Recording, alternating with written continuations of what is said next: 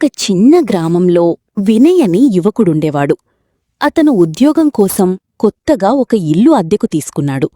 ఇంటి యజమాని మాత్రం ఒక్క మాట చెప్పాడు.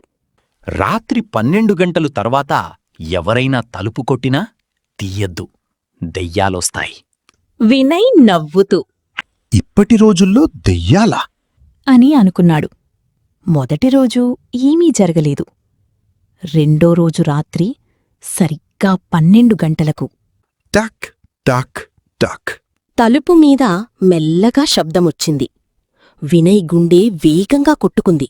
కాని యజమాని మాట గుర్తొచ్చి తలుపు తీయలేదు.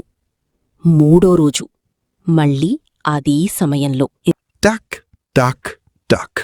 ఈసారి ఒక అమ్మాయి గొంతు వినిపిస్తోంది. దయచేసి తలుపు తీయండి, నాకు సహాయం కావాలి. వినయ్ భయపడ్డాడు. కాని తలుపు తీయలేదు. నాలుగవ రోజు అతని ఆసక్తి పెరిగింది.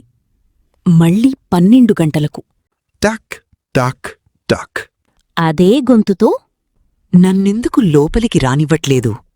ఈసారి వినయ్ మెల్లగా తలుపుకి ఉన్న హోల్ దగ్గర చూశాడు.